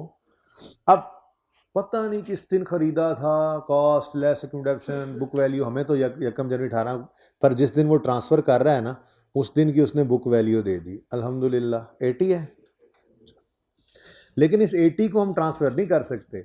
इस 80 को पहले लाएंगे फेयर वैल्यू पर और फिर करेंगे ट्रांसफ़र, ठीक है। तो यकम जनवरी 18 पर उन्होंने कहा जी fair value on various dates are as follows. तो यकम जनवरी 18 की फेयर वैल्यू कितनी है? तो पहले इस दिन इसको उठा के 104 पे लाना है। तो यकम जनवरी 18 पर एक लाइन खाली छोड़ी और रीवैल्यूड। अपने स्टेप्स को कभी ना छोड़ो, कोई भी सवाल कैसा भी हो लाजमी हो जाया करेगा इंशाल्लाह। 104 तो 24 रुपये का रीवैल्यूएशन सरप्लस आ गया। ठीक है जी। और ये 24 रुपये का सरप्लस इस दिन स्टैंड कर रहे हैं। उसके बाद बच्चों इसी दिन ये ट्रांसफ़र हो गए, पीपीई से चला गया इन्वेस्टमेंट प्रॉपर्टी में, ट्रांसफ़र टू इन्वेस्टमेंट प्रॉपर्टी, जिसकी एंट्री होती है पीपीई क्रेडिट, निकल गया ना यहाँ से, और इन्वेस्टमेंट प्रॉपर्टी। चलो हम अपने तरतीब से ही चलते हैं, हम अपना लेजर बना लेते हैं। Investment property model fair value वाला है, और 1 जनवरी 18 पर ये 104 है। कहाँ से आया जी? ये कैश से नहीं आया, पीपीई से आया है। अगर खरीदते तो एंट्री होती investment property debit cash credit, ये खरीदा नहीं, ट्रांसफ़र हुआ है तो investment property debit PPE credit. ठीक है, यहाँ पे क्या बच गया? 0। ठीक है जी। और इसका असल में एतराज़ है, हाँ ये सवाल है ना, उन सवालों के अंदर एक ये सवाल था आईकैप से जो पूछना था, आप लोग बता नहीं रहे थे कि हमारे हिसाब से अब यहाँ कोई एसेट नहीं बचा। आईकैप ने पता क्या किया था? रिमेनिंग लाइफ कितनी है, रिमेनिंग लाइफ कितनी है, सवाल ने बताई है ना, रिमेनिंग लाइफ 16 है ना। आईकैप ने ये किया हुआ था कि 24/16 कितना बनता है जी? मैं बताता हूँ। ये 24 अपनी जगह पे कायम था, और फिर उन्होंने ये किया हुआ 31 दिसंबर 18 पर डेप्रीसिएशन। अब यहाँ पे तो कुछ है नहीं, और ये 24/16 कितना 1.5, उसके बाद 22 या 5, फिर उसके बाद 19 वाले साल में फिर डेप्रीसिएशन 24/16, और फिर 1.5, और फिर 21। तो इस सारी बात से मैं बिल्कुल भी मुत्तफिक नहीं। ठीक है ना, मैं ये कह रहा था कि 24 का 24 पर ही रहे। अब आईकैप वाला सोल्यूशन यहाँ पे आपको नजर आएगा। ओहो ये कहाँ आ गए, ये इधर देखें। अगर आप गौर फरमाएं तो 18 के एंड पर उन्होंने 22.5, ये देखो ना 31 दिसंबर 18, और 19 के एंड पर 21 को शो किया हुआ होगा, ये देखो 22.5 और 21। मेरे हिसाब से ये सही नहीं है, बल्कि इसकी बजाय आपको दोनों साल में 24 ही प्रेजेंट करना चाहिए, इसमें कोई चेंज नज़र नहीं आना चाहिए। ये ज़रा मेरा और आईकैप का थोड़ा इख्तलाफ था, इसको भी ईमेल में डालना है मैंने, ताकि ये भी कंफर्म हो जाए। ठीक है ना, तो इसलिए मैं तो बिल्कुल भी ये काम ना करूं। क्यों? क्योंकि जब एसेट ही नहीं रहा तो फिर डेप्रिसिएशन नहीं है, डेप्शन नहीं है, तो इंक्रीमेंटल डेप्शन नहीं है, तो फिर ये कौन सा ट्रांसफर है? तो 24 पे इसको स्टैंड रखें। जिस दिन ये एक्चुअल में बिक जाएगी प्रॉपर्टी, उस दिन इस सारे को उठा के, लाइक लैंड का भी तो रिवैल्यूएशन सरप्लस पड़ा रहता है, जब तक लैंड पड़ा रहे, वो भी तो नहीं ट्रांसफर होता, तो ये भी पड़ा रहे। ठीक है ना, तो ये थोड़ा सा एतराज था। अच्छा जी चलें, 1 जनवरी 18 को ये इन्वेस्टमेंट प्रॉपर्टी हमारी हो गई, बोलो। अब ये 24-24 जो वाहिद फ़र्क है फ़िलहाल, ठीक है, वो 24-24 वाला है, ये मेरा और इनका इख्तिलाफ है। ओके सही है। ये जो 24 का अरोज हुआ था, ये किस साल में हुआ था? इसकी एंट्री क्या करोगे, इसकी एंट्री क्या करोगे, बोलो तो। ये एंट्री वेयर हाउस डेबिट पहले किया ना, फिर transfer, warehouse debit revaluation surplus in OCI credit. जिस दिन अरोज होगा उस दिन ओसीआई से रूट होगा। माजरत अभी इससे ज़्यादा नहीं बता सकता। तो ये 24 भी आपको नजर आएगा, अदर कंप्रीहेंसिव, मुझे नजर आ जाए पहले, कहाँ गया यार, फिर जवाब ढूंढना पड़ेगा। पेज नंबर बताओ जरा, और नहीं सॉल्यूशन का 100। लो भाई, क्या ढूंढने निकले थे जी हम? 24, पता नहीं, मुझे पता है, ये देखो 24, ठीक है, इन ओसीआई ये 24, डन। और फिलहाल तो दूसरी तरफ भी बराबर ही है, लेकिन इंशाल्लाह जब ये कॉन्सेप्ट पढ़ेंगे तो फिर आपको मैं ये बात समझाऊंगा कि जिस साल अरोज हो यहाँ प्रेजेंट होकर चला जाता है वहाँ पर रिवेंज सरप्लस के लेजर में, और वहाँ से फिर ट्रांसफ़र की एंट्रीज होती हैं, वो फिर यहाँ नहीं आती। बस थोड़ा सा वक्त है, हफ्ता 10 दिन है मैक्सिमम, उसके बाद इंशाल्लाह ये समझ आ जाएगा। अच्छा जी ले भाई, अब रह क्या गया है? बस हमारा वेयर हाउस जो पहुँच चुका है इन्वेस्टमेंट प्रॉपर्टी में, और लेजर बनाने से तो ये 1 मिनट का काम हो जाता है। लेजर बनाया 31 दिसंबर 18 पे 96, 31 दिसंबर 19 पे 115, 1 मिनट पहले यही कर लो। 31 दिसंबर 18 पर क्लोजिंग फेयर वैल्यू कितनी है? 96। और 31 दिसंबर 19 पर कैरी डाउन फेयर वैल्यू कितनी है? लो, ठीक है। ये जो 96 क्लोजिंग बना, ये 1 जनवरी 19 पर ओपनिंग बना लो। अब सिर्फ रह गया है बैलेंसिंग फिगर निकाल के गेन लॉस रिकॉर्ड करो। तो पहले साल में कितना? 8 रुपए का फेयर वैल्यू लॉस आ रहा है, प्रॉफिट एंड लॉस में जाना है, हमने बैलेंसिंग निकाला है। और दूसरे साल में फेयर वैल्यू, सिर्फ प्रॉफिट एंड लॉस ही मैंने पहले निकाला था, लिख लो तो काम चलेगा। प्रॉफिट एंड लॉस सिर्फ लिख दो जी, कितना? 19। अब लॉस है 18 के साल में 8 का और गेन है 19 के साल में 19 का, ठीक है। इधर देखो, इनकम्स में फेयर वैल्यू गेन 19 और 18 में फेयर वैल्यू लॉस 8, ठीक है। उसके बाद अगली बात भी जरा सोचने की जरूरत नहीं है, क्लोजिंग बैलेंस बैलेंस शीट में जाना है। तो वेयर हाउस का क्लोजिंग 96 और 115, 18 और 19 में बैलेंस शीट में नजर आ जाएगा, 96 और 115। ये था आपका सवाल। इसमें वाहिद एक तो एतराज वाली बात होगी ना, ठीक है। उसके अलावा जो वाहिद बात आपको समझ नहीं आ रही, फिलहाल हजम नहीं हो रही, वो ये है, सर ये 2 दफा क्यों नजर आ रहा है? पहले इधर आता है नजर, फिर यहां भी आता है। इसके लिए थोड़ा सा इंतजार, बाकी सारा सवाल हमने कर लिया, ठीक है। कोशिश की है मैंने थोड़ी सी बात करने की, लेकिन जाहिर सी बात है, मुझे अंदाजा है वो समझ आ ही नहीं सकती बात जब तक के पूरा नॉलेज आपको आना जाए। Statement of changes in equity में पार्क होती हैं जाके ये चीजें अपने अपने कॉलम में, वो बनानी नहीं सीखी हुई अभी हमने, ठीक है। तो थोड़ा सा वेट कर लें, ओके। अच्छा जी, अब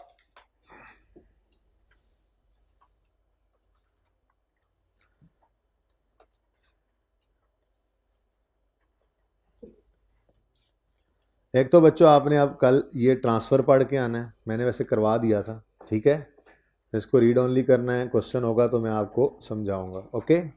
पेज नंबर 306। अपने चैप्टर पे वापस आ जाए ना, टाइम तो बचे ही नहीं, बहुत है, आधा घंटा।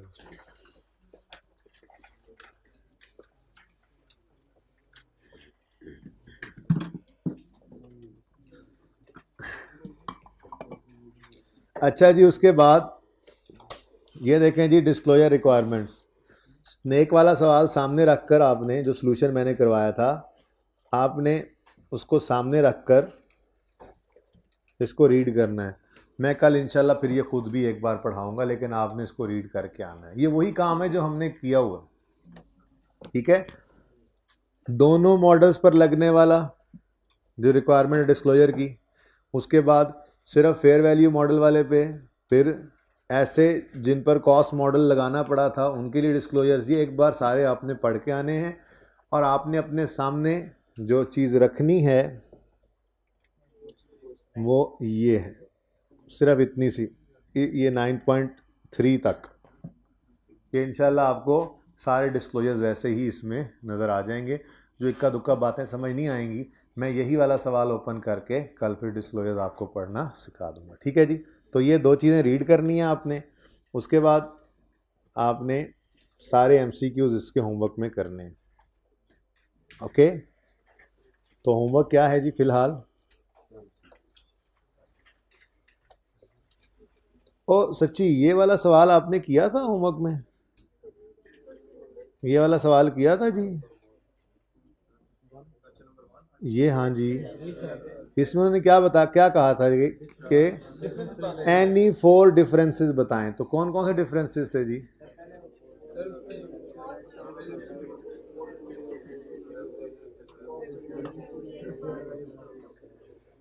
IS 16 के पास कॉस्ट मॉडल और रिवैल्यूएशन मॉडल है, और IS 40 के पास कॉस्ट मॉडल और फेयर वैल्यू। IS 16 में अगर रिवैल्यूएशन मॉडल हो तो गेन लॉस को OCI में लेके जाते हैं, जबकि IS 40 वाले इन्वेस्टमेंट प्रॉपर्टी का fair value gain loss profit and loss में जाते हैं। रिवैल्यूएशन मॉडल IS 16 वाला अगर यूज़ हो तो फिर भी डेप्रिसिएशन होती है, जबकि फेयर वैल्यू मॉडल में डेप्रिसिएशन नहीं होती। और क्या है? हाँ जी, बिजनेस यूज़ के अंदर जो जो बिजनेस यूज़ के अंदर एसेट होता है उस पर पीपीई लगता है, और जो फॉर रेंटल कैपिटल एप्रिसिएशन या बहुत यूज़ हो रहा हो इन्वेस्टमेंट प्रॉपर्टी। सिंपल सिंपल बातें थी ये, वैसे ही आपको पता है, ऐसे ही है ना? तो ये डिफरेंसेस आप आराम से लिख सकते थे। चलें जी, तो एमसीक्यूज आपने सारे आज ट्राई करने, ओके? पॉज करें यार जरा। अच्छा जी, स्टार्ट करते हैं आज करेक्शन ऑफ एरर्स का टॉपिक।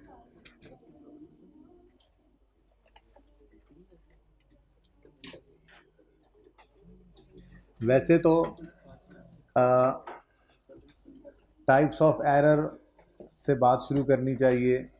5 टाइप ऑफ एरर होते हैं जो ट्रायल के फेज से नज़र नहीं आते हैं। उसके बाद सस्पेंस अकाउंट का एक कॉन्सेप्ट है, लेकिन इन सब से पहले मैं नॉर्मली क्या किया करता हूँ कि IAS 16 से रिलेटेड रेक्टिफिकेशन पहले करवा देता हूँ।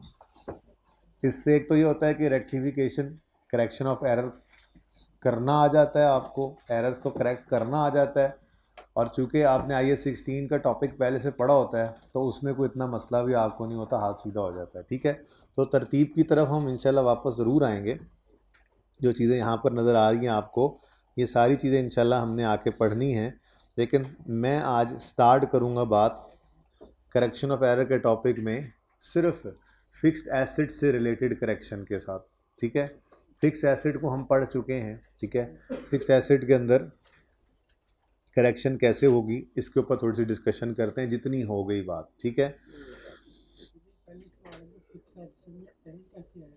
जी, जैसे आप जैसे अकाउंटेंट काम करेंगे तो एरर तो आ ही जाएगा। अच्छा सुने जी, मैं आपके सामने एक ट्रांजैक्शन लिख रहा हूँ, बल्कि ट्रांजैक्शन ही लिख रहा। मुझे आप प्लीज़ बेटा बातें नहीं, मुझे आप डिस्पोजल की जर्नल एंट्री अगर बता दें कैसी होती है। Accumulated depreciation debit, cash debit, profit and loss को डेबिट रख लेते हैं, लॉस हैं। ठीक है, प्रॉफिट एंड लॉस डेबिट और एसेट क्रेडिट। देखो ना, इस टॉपिक को करेक्शन, इसकी करेक्शन करनी हो तो कितना अच्छा लग रहा है ना आपको, सारा कुछ ही पता है, ये आपने खुद ही बताया। तो ये है ओरिजिनल एंट्री। ओरिजिनल एंट्री किसे कहते हैं जी? जो होना चाहिए था, जो होना चाहिए था, इसको कहते हैं जी ओरिजिनल एंट्री। अब आज का दिन मैं चलो एक दो बातें आपके साथ ऐसी कर देता हूँ डिस्कस, जिसके अंदर मैं ये कहूँ कि अच्छा जी ऐसा हुआ होगा। जैसे भाई ने कहा कि सवाल ये पैदा होता है कि गलती हुई कैसे।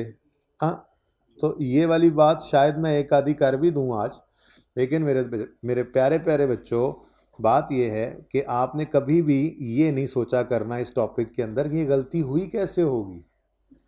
आपको ये पता होना चाहिए कि ये होना चाहिए था और गलती ये हो गई है, उसको सही करें, अपना काम करें, काम से काम रखें। आपको क्या लगे कि गलती क्यों हुई होगी?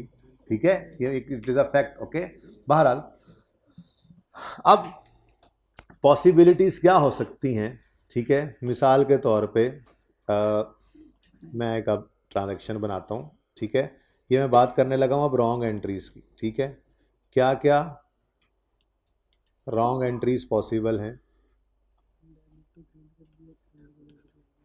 ले जी, होना तो ऐसे चाहिए था। ठीक है, अब ये आपने IAS 16 के अंदर पढ़ रखा है, डिस्पोजल के ऊपर आपको 2-3 दिन लगे थे सिर्फ उसको समझने में पूरी तरह से। ठीक है ना, अब ये अकाउंटेंट नहीं है इतना समझदार अकाउंटेंट, ये मैट्रिक पास करके आया था। यहाँ पे एक बाबा जी होते थे पहले अकाउंटेंट, उन्होंने कहा था जब भी कैश आए तो डेबिट और जब भी कैश जाए तो क्रेडिट। इससे ज़्यादा ना उन्हें अकाउंटिंग आती थी ना इसको सिखाई उन्होंने, तो ऐसे हो जाता है। ठीक है, अब मामला ये हुआ कि कैश जो है वो आ गया अकाउंटेंट के पास। अब अकाउंटेंट कैश को देखता है और कभी एडमिन वाले भाई को देखता है जो लाकर कैश पकड़ा रहा है। तो अकाउंटेंट ने उससे पूछा क्या ये क्या है? मैंने कहा एसेट बिका है।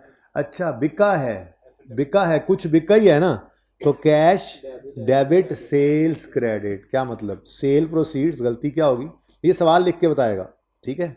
सेल प्रोसीड्स, सेल प्रोसीड्स कहते हैं कैश रिसीव को। सेल प्रोसीड्स या कैश रिसीव्ड वर रॉन्गली, रॉन्गली लफ्ज ना भी लिखा हो तो आपको पता होना चाहिए कि इसको सेल प्रोसीड को सेल अकाउंट में क्रेडिट नहीं करते होते। बहरहाल sale proceeds were wrongly credited to sales account. एक काम करें, इसको इतना भी रखें ताकि इसके सामने sale proceeds were wrongly credited to sales account. तो ये मेरे प्यारे बच्चों, आपने अब मुझे रॉन्ग एंट्री करके दिखानी है। क्या रॉन्ग एंट्री हुई होगी फिर? हाँ जी, कैश डेबिट सेल्स क्रेडिट। देखें, दो बातें याद रखिएगा। पहली बात, अकाउंटेंट कभी भी कैश की गलती नहीं करेगा। कैश का आना डेबिट सही करेगा और कैश का जाना क्रेडिट सही करेगा। गड़बड़ करेगा तो दूसरे एंड पे, ठीक है। तो कैश डेबिट सेल्स क्रेडिट कर दिया इन्होंने। एक बात तो ये याद रखनी है। दूसरी बात ये भी याद रखनी है आपने इस टॉपिक के अंदर कि रॉन्ग एंट्री के जिस इम्पैक्ट के बारे में सवाल खामोश होगा उससे हमेशा सही अज्यूम करना है। क्या मतलब? यहाँ पे क्या लिखा हुआ है? Sale proceeds were wrongly credited to sales account. तो सेल्स अकाउंट तो आपने कह दिया जी गलती से क्रेडिट हो गया है। अब डेबिट को भी गलत अज्यूम करें, कर लेते हैं कि उन्होंने डेबिट किया ही कुछ नहीं होगा, या डेबिट उसने स्टॉक को कर दिया होगा। नहीं नहीं नहीं, रेंट एक्सपेंस को कर दिया होगा। खुद से बैठ के सोचते रहे क्या? ऐसा नहीं है। इस टॉपिक के अंदर दो बात, वैसे तो ये ज़रा कमज़ोर बात है कि कैश की गलती अकाउंटेंट नहीं करता, वैसे है ये भी बड़ी मजबूत बात, लेकिन वैसे भी मजबूत बात आपसे क्या कर रहा हूँ कि रॉन्ग एंट्री के जिस इम्पैक्ट के बारे में सवाल खामोश हो उसे सही अज्यूम करना है। देखो ना, उन्होंने क्या कहा, एडजस्टमेंट वालों ने क्या कहा? Sale proceeds were wrongly credited to sales. हालांकि आपको पता है एसेट बिके तो सेल्स अकाउंट क्रेडिट नहीं होता, ऐसे है कि नहीं है? लेकिन उन्होंने कहा सेल गलती से क्रेडिट हो गया। अब सेल क्रेडिट हो गया, अब डेबिट किसको करें? डेबिट किसको करें भाईजान? डेबिट किसको करें? जिधर होना था उधर ही करें। गलती के रॉन्ग एंट्री के जिस इम्पैक्ट के बारे में सवाल खामोश है उसे आपने सही अज्यूम करना है। फिर ये नहीं कहना अब कैश भी नहीं डेबिट हुआ होगा या कैश कहीं और, नहीं भाई नहीं, जिसके बारे में खामोश है वो सही है। इसका मतलब एंट्री हुई है कैश डेबिट। वो अलग बात है कि एंट्री होनी चाहिए थी, वो बेतहाशा एंट्री पीछे नजर आ रही है आपको, बेतहाशा एंट्री। ये सब कुछ होना चाहिए था लेकिन उसने क्या किया? क्या ख्याल है क्यों किया होगा? भाई उसका दिमाग चल गया होगा, ठीक है, घर से फोन आ गया होगा उसको, ठीक है, आते हुए सामान ले आना, महीने का आखिर होगा, वो यही सोच रहा होगा और एंट्री ये कर गया होगा। भाई उसको नहीं पता होगा, उसका नॉलेज ही इतना होगा। अच्छा, ऐसे भी हो सकता है पैसे आके दी। अब ये सारी बातें वैसे ही, वरना कभी भी ये नहीं सोचना रॉन्ग एंट्री ऐसे क्यों हुई होगी। आए जी एडमिन वाले आए और आके उन्होंने पैसे पकड़ाए अकाउंटेंट को। अकाउंटेंट ने कहा हाँ भाई ये क्या है? एसेट बिका है। अब अकाउंटेंट को देख रहा है एसेट बिका है। उसने कहा जब एसेट आया था ना तो हमने एंट्री पास की थी एसेट डेबिट कैश क्रेडिट। आज एसेट चला गया है तो हम एंट्री कर लेते हैं cash debit asset credit, simple accounting है जी। तो ये गलती सवाल में लिख के, ये गलती सवाल ने लिख के बताई होती है, ठीक है। तो लिखा हुआ है सेल प्रोसीड्स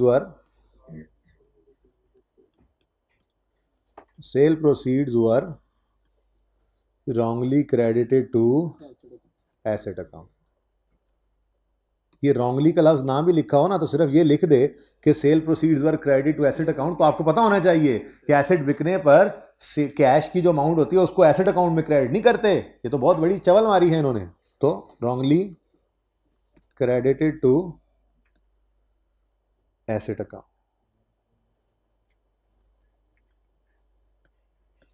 ठीक है बच्चों। तो रॉन्ग एंट्री जरा मुझे बनवा दो। कैश अब देखो ना, wrongly credited to asset account, तो ये तो एसेट अकाउंट क्रेडिट कर दिया इन्होंने रॉन्गली, तो डेबिट किसको किया वो फिर सही अज्यूम करना है। नॉर्मली कैश की गलती अकाउंटेंट करता भी नहीं है। तो कैश डेबिट एसिड क्रेडिट कर दिया। हालांकि आपको पता है कि ये इतनी आसान बातें नहीं है जितनी यहाँ पे नजर आ रही हैं। ऐसी थोड़ी होती है डिस्पोजल की एंट्री, रोल रोल के खप खप के हमने ये सीखा था। ठीक है, ये कुछ एग्जांपल्स चल रही हैं, सवाल तो अभी शुरू हुआ ही नहीं। अच्छा जी,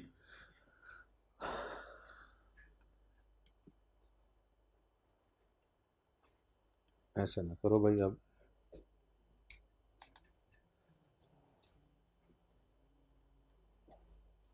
अच्छा जी, अब ऐसे ही आप मुझे फरमा दें कि एक्सचेंज की ट्रांजैक्शन आपको एंट्री करना आती है, ओरिजिनल होती क्या है? एक्सचेंज की एंट्री क्या होती है, ज़रा बता दें।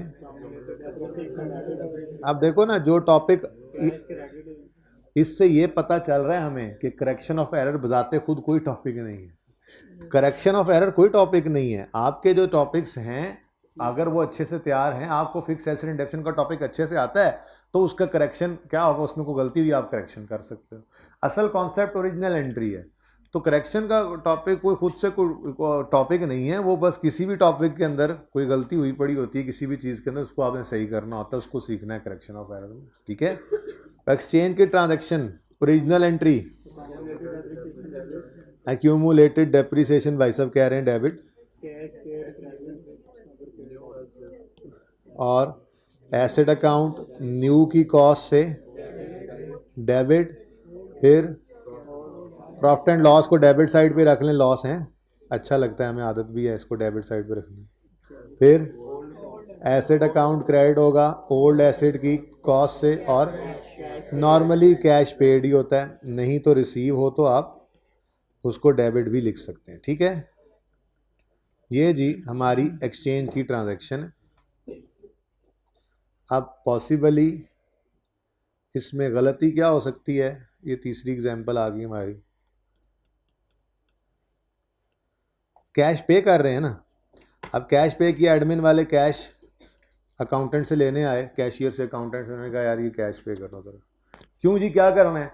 वो हमने ना वो पुराना एसिड दे के ना नया एसिड खरीदा है। क्या नया एसिड खरीदा है?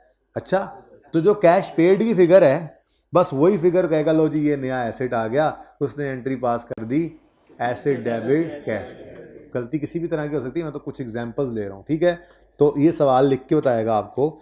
सवाल कहेगा जी cash paid is wrongly debited, cash paid is wrongly debited to asset account। भला एक्सचेंज की ट्रांजैक्शन के कैश पेड को एसेट अकाउंट में डेबिट थोड़े ही करते हैं। एसेट अकाउंट तो डेबिट होता है नए एसेट की कॉस्ट से। ठीक है ना, ये तो गलती है, बहरहाल गलती है तो क्या करें, लिखें एंट्री कैश पेड जो है वो रॉन्गली एसेट अकाउंट में डेबिट हो गया, यानी एसेट अकाउंट डेबिट कर दिया। अब क्रेडिट के बारे में खामोश है तो उसको सही एज्यूम करेंगे। अभी मैंने रेक्टिफिकेशन की तो बात ही नहीं की, अभी तो मैं ओरिजिनल एंट्रीज कह रहा हूं, और जो गलतियां हो सकती हैं वो गलतियां बोलता जा रहा हूं। ठीक है जी, और सही है। ये कोई 3 को एग्जांपल्स हो गई हैं। और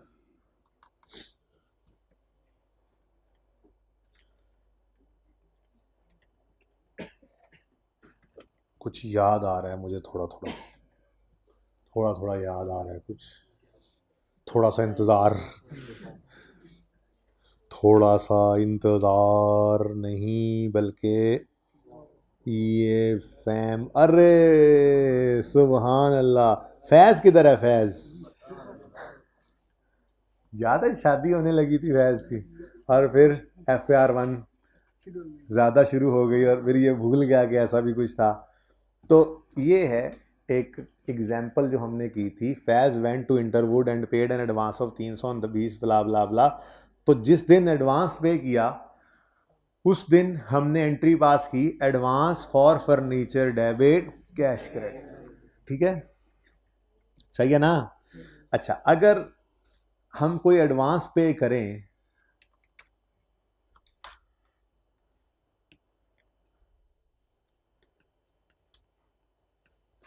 advance paid for fixed asset, अगर हम कोई एडवांस पे करें फॉर फिक्स्ड एसेट,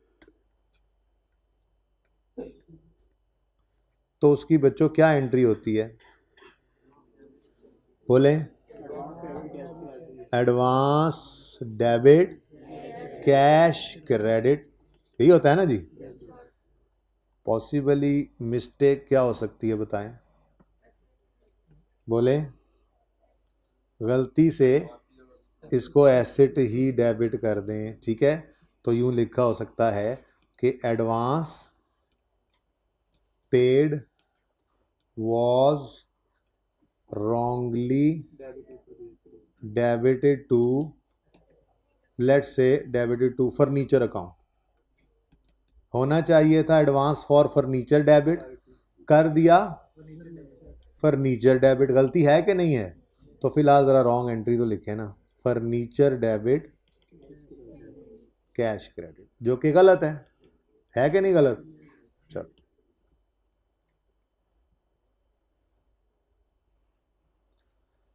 और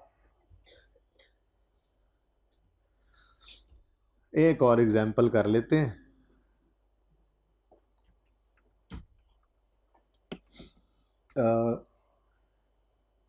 हमने कॉन्सेप्ट पढ़ा था, ये भी मुझे कुछ कुछ याद आ रहा है।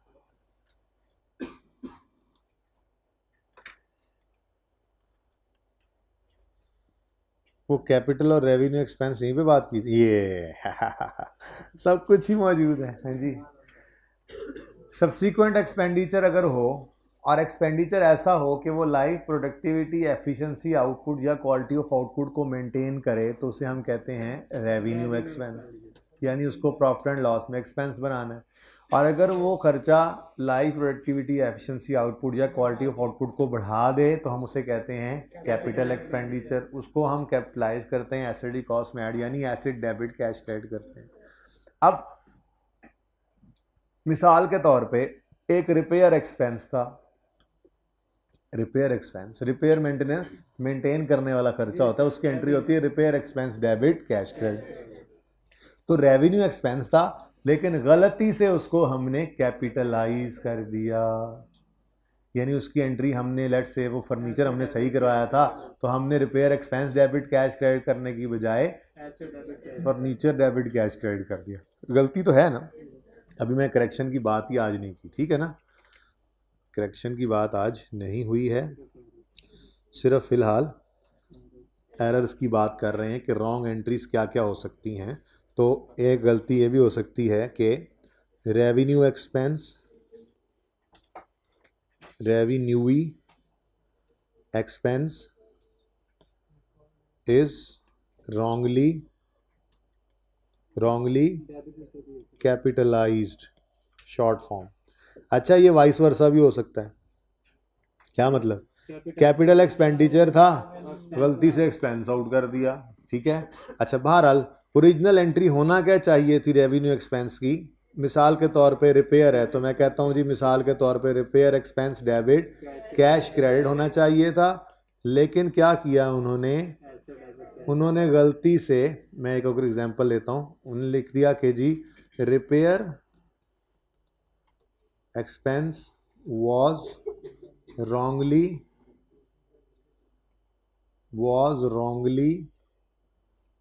capitalized as furniture। चलो, ये एक एग्जांपल बन गई, तो ये भी एक गलती है। तो गलती क्या कर गए? फर्नीचर डेबिट कैश क्रेडिट कर गए, जबकि करना था repair expense debit cash credit, ठीक है ना? तो ये थोड़ी सी बातें आज के लिए काफ़ी हैं, क्योंकि टाइम ख़त्म हो गया। अब कल मैं आपको इसकी करेक्शन करना सिखाऊंगा, और कल के दिन में हम इंशाल्लाह फिक्स एसेट से रिलेटेड रेक्टिफिकेशन को ख़त्म कर लेंगे, और फिर उसके बाद मे भी इन्वेंट्रीज का टॉपिक आपको रिवाइज़ करवाऊँ, और फिर करेक्शन ऑफ एरर तो हमारा चलता ही रहेगा, ठीक है? तो ये थोड़ी सी बुनियाद आज हमने बनाई है।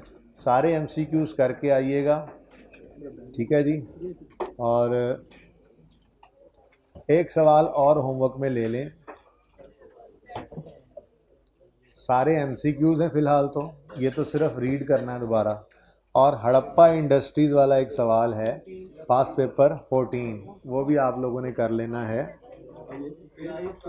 लेट मी दिखा यू गाइस, लेट मी दिखा।